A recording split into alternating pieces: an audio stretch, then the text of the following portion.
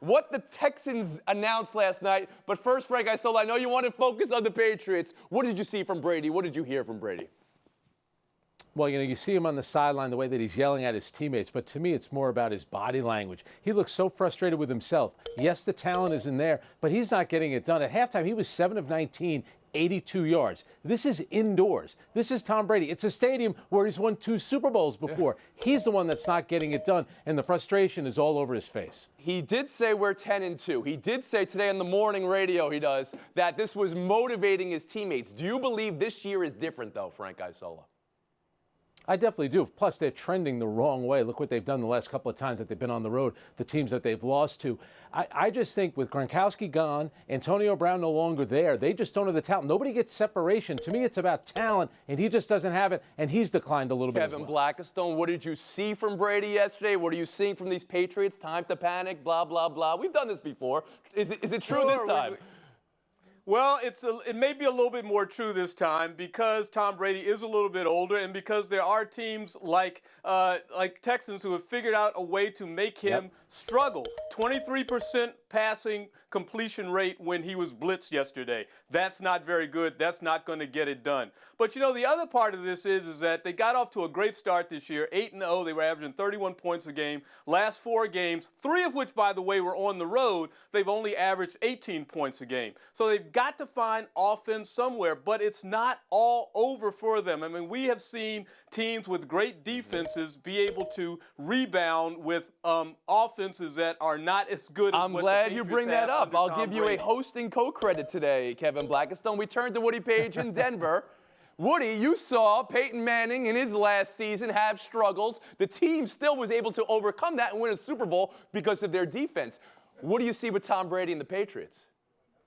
Well, I saw that same situation developing for the Patriots, that they become so reliant on their defense. Well, Houston found a way to solve that defense yesterday, not only the offense, but if you look at Brady and his frustration, you're seeing a team that may be the worst since the year that he got hurt in the first game and didn't play the rest of the year. I'm really believing it. This team does not have the security blanket in Gronkowski. It doesn't have the wide receivers that it's had in the past. If it's not Edelman, if it's not White, they don't have the running game. Offensively, they were solved yesterday, as I said, by the Texans. Did you see that blitz by Bradley Roby where he was there in less than 3 seconds? I mean, that's the way you beat the Patriots, and that's what the Broncos did in another year in the playoffs. And if they have to go on the road in the playoffs, this is a team that is not going to go back to the Super Bowl. Jorge Sedano, what are you seeing? Tony, this is what age and erosion looks like. At this stage, at 42 years old, yes, he doesn't have the talent that he's used to having around him, but because of that, we're now seeing age become a real factor. Since week 4, he's basically been Mitchell Trubisky. He's 30th as far as passing attempts is concerned. Okay, you got the stats to back this up. All right, good. Let me hear him. Yeah. He's 29th. He's 29th in quarterback rating in that scenario, and they're 1.69 points per possession. And to put that into context, that's worse than the Dolphins since week 4. Who is this man in Plasma One? Stat man. That's what we're going to call you now. This is a real problem for New England because they don't have an identity since Gronk. And yes, the defense has to carry him. So they're going to have to figure some stuff out quickly. And maybe it is bringing Antonio Brown back. I still have to get back to their record. They're 10-2. They plummeted to the 2 seed right now, and they're still clear. I mean, it's 8-4 for Houston, 8-4 for Kansas City, Frank Isola. Is it really that bad? I would say this, though. Lamar Jackson picked them apart.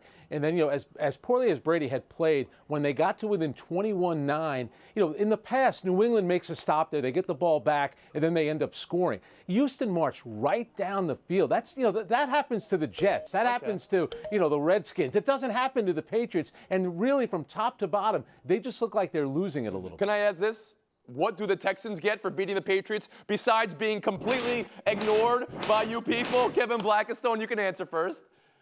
Well, they get to smile for about a week, and then they got to look at their schedule and know that they have the Titans, who may be playing better football than them right now, over the last month of the year twice. So that is really going to be the deciding factor in their season. But like you said in the opening, Tony, I mean, they pulled out everything in order to beat the Patriots, and they beat them and frustrated them, and that's got to Woody, feel good. Paige, did you see something from Houston that makes you think this year's different for them?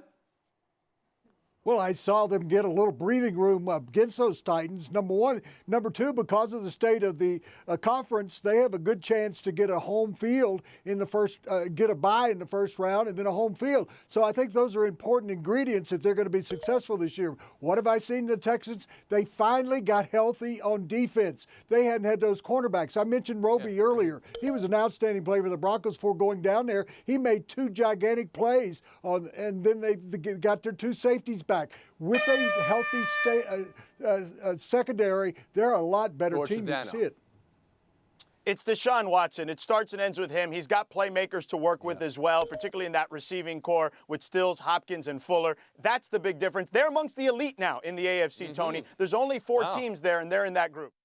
Thank you for watching ESPN on YouTube. For more sports and analysis, download the ESPN app, and for live streaming sports and premium content, subscribe to ESPN Plus.